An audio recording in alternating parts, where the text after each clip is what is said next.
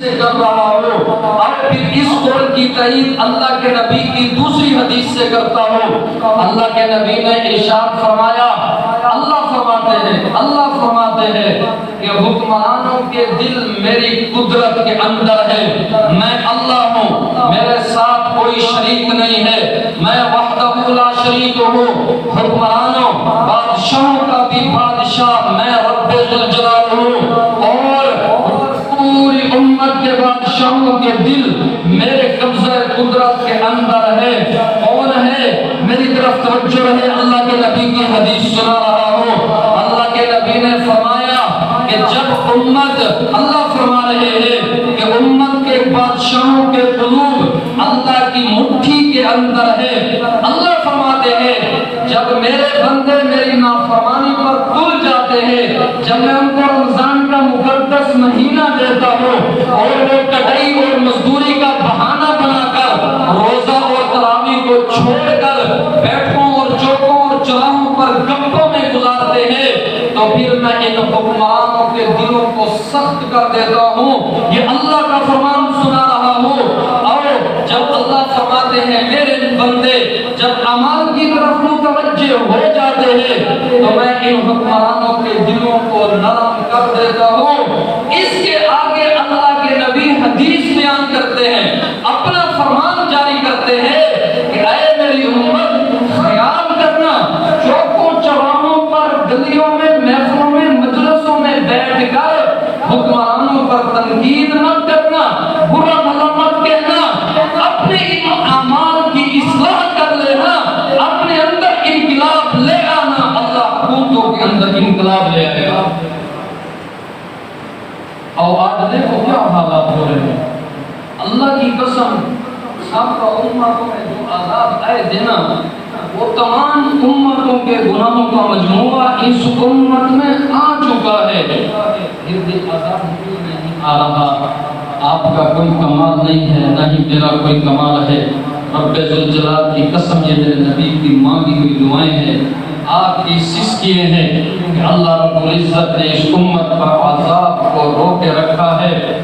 توبہ، آج ہم دل سے توبہ کریں، اللہ کی قسم 2-3 دن رہ چکے ہیں، اگر غلطیاں ہو گئی اور ہو چکی ہے ہم سے غلطیاں، یہ رمضان پھر بھی آئے گا، میں گرانٹیڈ کہتا ہوں، یہ جمعہ پھر بھی آئے گا، میں گارنٹی دیتا ہوں، پر میں اپنی اور آپ کی ایک لمحے کی بھی گارنٹی نہیں دیتا کہ دوبارہ ہم پھر ہوں گے یا نہ ہوں گے۔ اگر خدا نخواستہ اس رمضان میں ہماری بخشش نہیں ہوئی تو پھر ہم نبی کی اس بددعا کا کہیں مصداق نہ بن جائے کہ اللہ کے نبی نے منبر پر چڑھتے ہوئے فرمایا تھا، اللہ برباد کر دے میرے اس امتی کو جس نے رمضان پا کر بھی اپنی مغفرت نہیں کری ہے۔ میں آپ سے کہتا ہوں پھر بھی نہ امید نہ ہو، ابھی بھی 3 دن باقی ہے۔ آج جمعہ کے اس آخری جمعہ میں اللہ سے یہ سودا کر جائیں، اللہ سے یہ وعدہ کر جائیں، خدا کی قسم آپ کی طرف سے دے رہے، اللہ کی طرف سے کوئی دیر ہی نہیں ہے۔ اللہ جب بخشنے پر آتا ہے تو رحمتوں کی انتہا کر دیتا ہے۔ حسن بصری رحمت اللہ علیہ کا دور ہے، آپ کی ایک شاگردہ تھی جو آپ کی محفل میں درس قرآن میں شریک ہوا کرتی تھی۔ ایک دن اس کا خامد فوت ہو گیا، جوانی کے عالم میں خامد چلا گیا، ایک بیٹا تھا، اولاد ایک تھی، اللہ نے مال و جائیداد بھی بہت دیا تھا، اور جب اس کی ماں نے دیکھا، اس بچے کی ماں نے خامد کو فوت ہو چکا ہے، اب کیوں نہ میں اپنی جوانی کو بچے کی توجہ پر گزار دوں، فیصلہ کر لیا کہ شادی نہیں کروں گی۔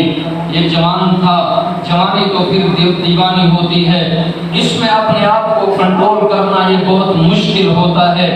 وہ نوجوان کو وہ اللہ والی حضرت حسن بصری کی شاگردہ اس کو حسن بصری کی درس میں لے جاتی، حسن بصری گھنٹوں واعظ و نصیحت کرتے اور اس کے کان پر جوں تک نہ ریمتی تھی، حتیٰ کہ ایک وقت ایسا آ گیا المختصر کہ وہ نوجوان گناہوں میں لت پت، شباب اور کباب اور شراب کے اندر ایسا لت پت ہوا کہ صحت سے بھی اپنے ہاتھ دھو بیٹھا۔ کیا ہو گیا کہ بیماریوں کا مجموعہ بن گیا۔ اب گھر میں آ گیا، اب ماں اس کو سمجھا رہی تھی، بیٹا اب بھی وقت ہے، اب بھی توبہ کر لے، اللہ اب بھی بخشنے پر قادر ہے۔ اماں یہ تو کیا بات کہہ رہی ہے، میں نے تو پوری جوانی برباد کر کر رکھ دی ہے، اب تو جسم کے اندر سکت بھی نہیں ہے کہ میں اللہ کی اطاعت کر سکوں۔ پر ماں تو حضرت حسن کے درس میں شریک ہوا کرتی تھی، اس کو تو پتا تھا کہ اللہ کی رحمت کتنی وسعتوں والی ہے۔ اس سے کہا کہ بیٹا اب بھی امید ہے۔ بیٹے نے کہا کہ اماں ٹھیک ہے میں توبہ کرتا ہوں، پر ایک شرط ہے، آپ حسن بصری کے پاس چلی جائیے، اس کو بلا کے آئیے اور وہ مجھے توبہ کے کلمات پڑھا دے تاکہ میں توبہ کر لوں۔ ماں جب جانے لگی اس بیٹے نے ہاتھ پکڑا، اماں ایک بات اور بھی حسن بصری سے کہہ دینا، میری سانسیں بہت اڑ رہی ہیں، کہیں ایسا نہ ہو کہ آپ کے آنے سے پہلے میری روح نکل جائے۔ حسن بصری کو یہ بھی کہہ دینا کہ میرا جنازہ پڑھائے۔ ماں نے دروازہ کھٹکھٹایا، حسن بصری نے پوچھا کون ہے؟ ابھی درس سے فارغ ہوئے تھے، سونے کا ارادہ تھا، سو کر اٹھوں گا۔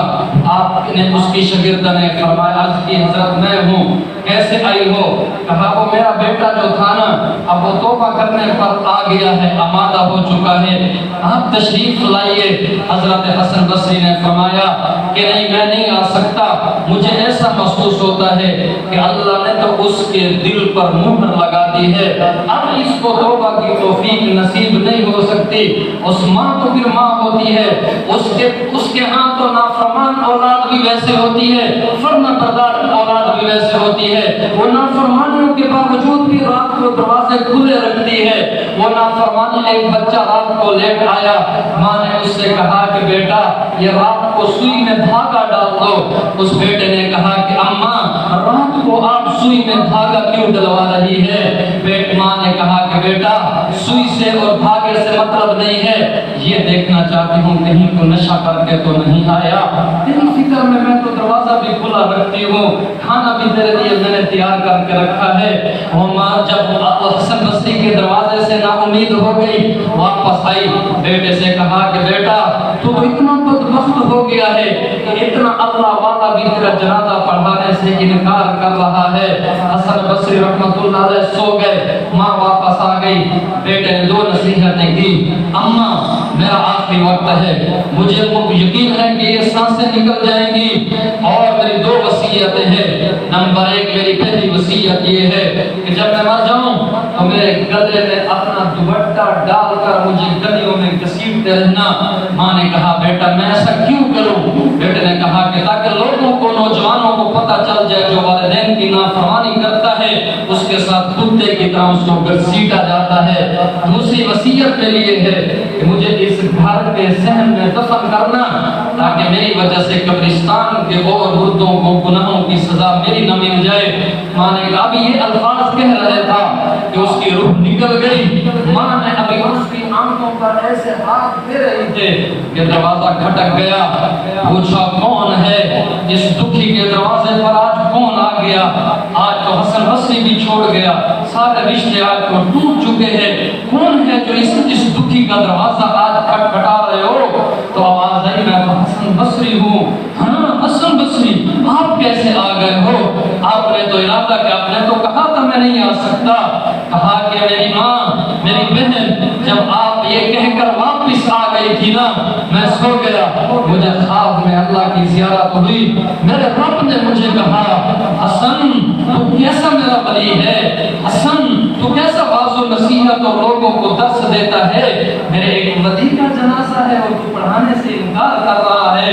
رب ذوالجلال کی قسم اپنے بیٹے کی کفن و دفن کا تجہیز تکفین کا انتظام بھی میں کروں گا، حسن جنازہ بھی اس کا اثر پڑائے گا۔ یہ آخری لمحوں کی توبہ جو جوانی بھی برباد کر گیا، سب کچھ صرف چند لمحوں میں اپنے رب سے رشتہ جوڑا۔ اتنے بڑے قطب ابدال ولی محدث کو اللہ کیا فرما رہے ہیں؟ موت سے پہلے دشمن تھا، توبہ سے پہلے دشمن تھا، توبہ کے بعد نماز نہیں پڑھی، روزہ نہیں رکھا، کچھ نہیں کیا، صرف کے دل سے اللہ سے توبہ کی ہے۔ تو رب ذوالجلال کی قسم اللہ حسن بصری کو فرما رہے ہیں کہ حسن تو کیسا میرا ولی ہے، میرے ایک ولی کا جنازہ ہے، میرے دوست کا جنازہ تو پڑھانے سے انکار کر رہا ہے۔ اور حسن حسن بصری کو بھیج دیا جو میرے ولی کا جنازہ پڑھاؤ. خدا اپنی جانوں پر ظلم نہ کرو, اپنے آپ پر رحم کرو. یہ مہینہ پھر آئے گا اور آپ نہیں ہوں گے یا ہوں گے اس کی کوئی گارنٹی نہیں ہے. جنہوں نے روزے نہیں رکھے وقت ان کا بھی گزر گیا, جنہوں نے روزے رکھے ہیں وقت ان کا بھی گزر گیا ہے. پر 2-3 دن جو بچے ہیں خدا اللہ کی رحمت ابھی بھی ٹھاٹھیں مار رہی ہے. اللہ کی رحمت اتنی وسعت میں ہے کہ روزانہ رمضان کی پہلی رات کو اللہ 10 لاکھ جہنمیوں کو جہنم سے نکال کر جنت عطا کرتے ہیں. اور پھر آخری 29 کی رات جس کو امت نے چاند رات میں برباد کر رکھ دیا اور پورے رمضان کی محنت اور کمائی بازاروں میں بیچ کر آ گئے. اللہ اس چاند رات 29 کی آخری رات کو جو اللہ نے یکم رمضان سے 29 رمضان تک مغفرت کی تھی ایک رات میں 10 لاکھ کی, ان تمام کا مجموعہ اللہ اس ایک رات میں مغفرت فرما دیتے ہیں. اب اتنی رحمت اور وہ رات بھی میں شاپنگ کے اندر اور بازاروں کی زینت کے اندر گزار دو. 2 دن ابھی آپ سے باقی ہے. مغرب سے پہلے اپنی عید کی تیاریاں خدا را مکمل کر دیں. اس آخری رات اللہ سے توبہ کر دیں. خدا کی قسم اللہ آپ سے نہیں پوچھے گا کہ آپ نے روزے کیوں نہیں رکھے, آپ نے تراویح کیوں نہیں رکھے. پر صدق کے دل سے اپنے رب سے توبہ کر لینا اور آئندہ نہ کرنے کا مصمم ارادہ کرنا. اللہ کی رحمت آپ کو اپنے دامن کے اندر لپیٹ لے گی اور آپ کے آنسو کو پونچھ لے گی. اور آخری بات عرض کرتا ہوں, اللہ نے اگر آپ کو توفیق دی ہے آپ روزے رسول پر جائیں تو ضرور یہ بات اللہ کے نبی کے روزے پر جا کر سلام پیش کریں. قرآن کی آیت پیش کرتا ہوں اگر کوئی ساتھی اعتراض نہ کرے. وَلَوْ أَنَّهُمْ إِذْ ظَلَمُوا أَنفُسَهُمْ جَاءُوكَ فَاسْتَغْفَرُوا لِذُنُوبِهِمْ.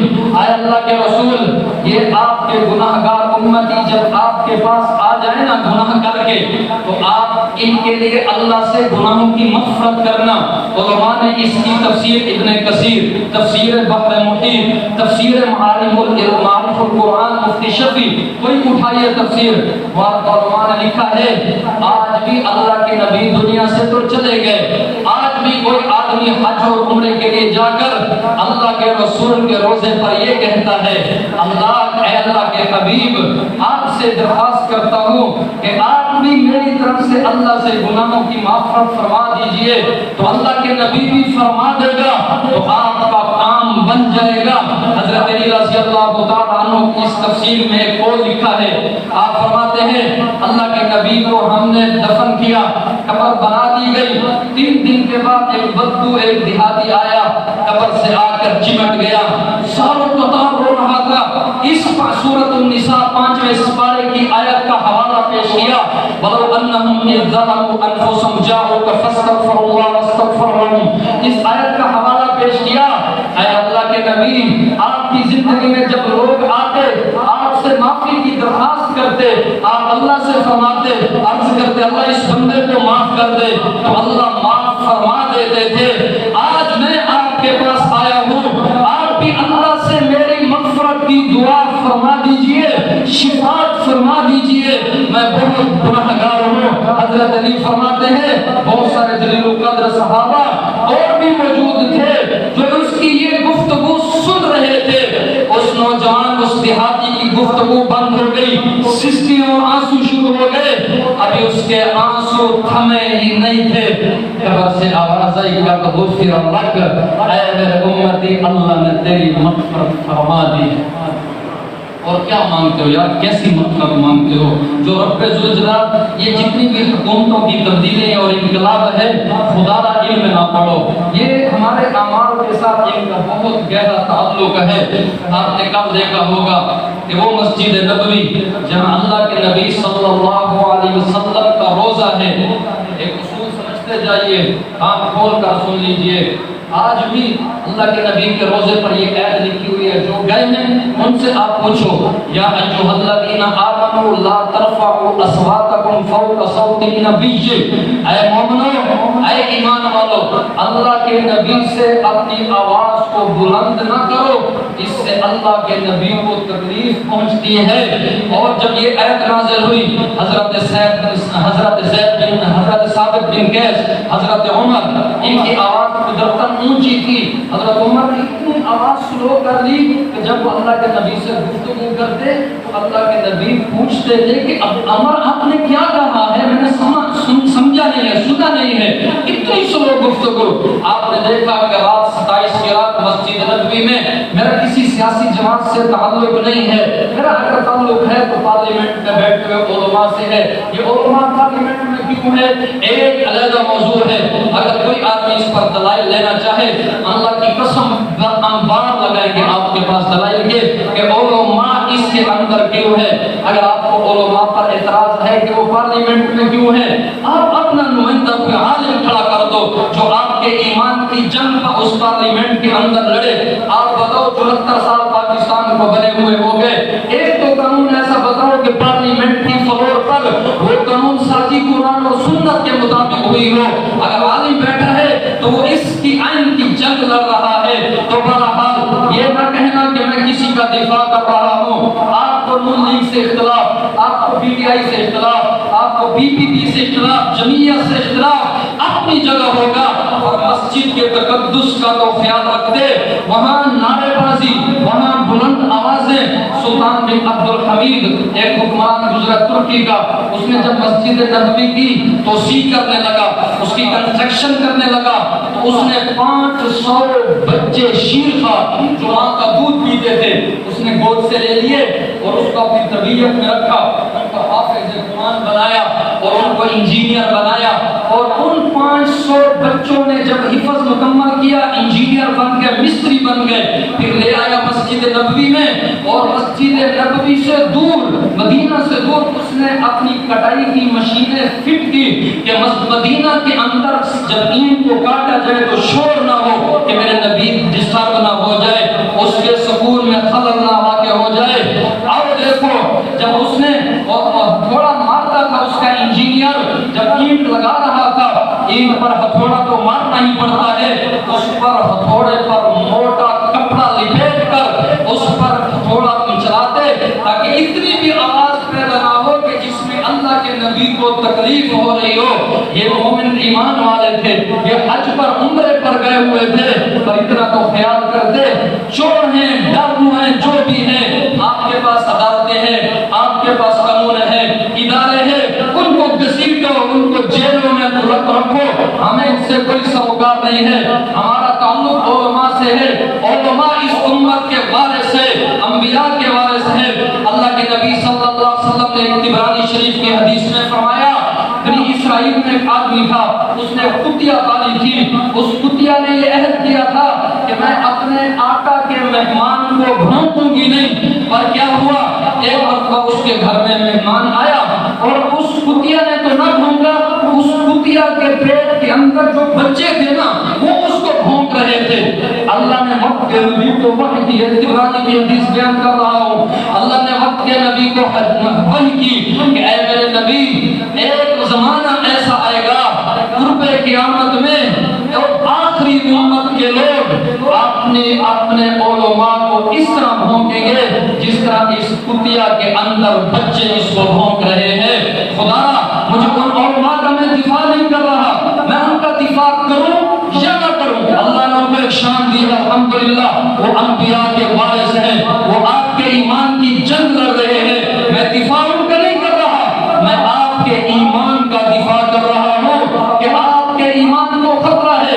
علماء نے فقہاء سے کسی دارالفتہ میں چلے جائے، آپ بریلوی مسلک سے تعلق ہے، دیوبند مسلک سے تعلق ہے، اہل حدیث مسلک سے تعلق ہے، اپنے علماء سے جو فتویٰ لے لو، دارالفتہ میں چلے جاؤ کہ علماء کے خلاف بازاری زبان استعمال کرنا کیسا ہے، تو علماء آپ کو ایک فتویٰ دیں گے، ایک طے شدہ فتویٰ دیں گے کہ خطرہ ہے کہیں تمہارا خاتمہ کفر پر نہ ہو جائے۔ میں اس کا دفاع نہیں کر رہا، ان کو اللہ نے اپنی شان دی ہے اور اسی شان سے جی رہے ہیں۔ میں آپ کے ایمان کی محافظ ہوں، آپ کے ایمان کی حفاظت کر رہا ہوں۔ تو اللہ کے نبی کی اس مسجد کے بے حرمتی اور آواز کسنا، ایک آدمی مدینہ منورہ میں گیا اور اس نے وہاں بازار سے دہی منگوائی اور کہا کہ مدینہ کی دہی تو کھٹی ہے، سو گیا۔ رات کو اللہ نے وقت کے گورنر کو اپنی زیارت کری، اللہ کے نبی نے کہ اس آدمی سے کہو کہ میرے شہر سے نکل جائے، اس کو اتنی بھی حیا نہیں آتی، مدینے کی دہی پر اعتراض کرتا ہے، میں تو مدینے کی مٹی کو بھی اپنی آنکھوں کا سرما سمجھتا ہوں۔ اور وہ مدینہ منورہ، ایک ڈاکٹر اسد تھانوی کی میں تحریر پڑھ رہا تھا، اس نے لکھا ہے 1980 میں مدینہ منورہ گیا، میں جب روٹی کھا رہا تھا تو سامنے ایک کتا بیٹھا تھا، ہم نے ایک مرغی کی ران اس کتے کو ڈالی اور کتے نے نہیں کھائی، میں حیران ہو گیا، یار کتا تو گوشت پر لڑتا ہے، کتے نے منہ پھیر لیا۔ ڈاکٹر اسد تھانوی کہتے ہیں کہ میرا جو میزبان تھا وہ ہوٹل مینیجر کے پاس گیا اور اس سے ایک ڈسپوزیبل پلیٹ اس نے لی اور اس پر ہڈی اور ران رکھی اور کتے کو ادب کے ساتھ پیش کی، کتا کھانے لگ گیا۔ ڈاکٹر اسد تھانوی کہتے ہیں میں نے میزبان سے پوچھا کہ یہ کیا ماجرا ہے؟ اس نے کہا تمہیں پتہ نہیں ہے یہ مدینے کا کتا ہے، مدینے کا کتے کا بھی احترام ہے، ظالموں پر وقت تم نے مسجد نبوی کا احترام نہیں کیا، یار چھوڑ کر اپنی سیاسی اختلاف اپنے گھر میں آ کے کرو جو کرنا ہے۔ اچھا پھر اختلاف کے اندر اختلاف رائے رکھنا ہر کسی، آپ کا بھی حق ہے، مجھے بھی حق ہے، لیکن نفرت، کینہ، بغض، بازاری زبان استعمال کرنا ہمارے علماء خدا کی قسم آج بھی کہتے ہیں اگر سوشل میڈیا پر کسی نے عمران خان کی شکل بگاڑی ہے نا، آج تنازع یہ چل رہا ہے نا، نون لیگ عمران خان فلاں فلاں، ہمارے علماء قسم اس کی بھی اجازت نہیں دیتے کہ وہ اس سے نفرت اپنی جگہ جو ہے جس کو بھی ہے وہ ہے، لیکن اس کی ذات سے ہمیں کسی قسم کی کوئی نفرت نہیں ہے۔ اختلاف اپنی جگہ، اختلاف رائے آپ کو بھی حق حاصل ہے رکھیں، لیکن اصول کے مطابق رکھیں، اپنے ایمانوں کی حفاظت کیجئے۔ اللہ کے نبی کے روزے پر جاؤ تو ضرور اللہ کے نبی سے یہ درخواست کرنا، اللہ میں گناہوں میں لت پت زندگی گزار آیا ہوں، بس اللہ سے میری دعا درخواست کر لینا کہ اللہ میری مغفرت فرما دے۔ انشاءاللہ کبھی امید ہے اللہ آپ کے گناہوں کو معاف فرما دے گا۔ انشاءاللہ عید کا اعلان بھی کرتے ہیں، اللہ ہمیں سمجھنے اور عمل کرنے کی توفیق عطا فرمائے۔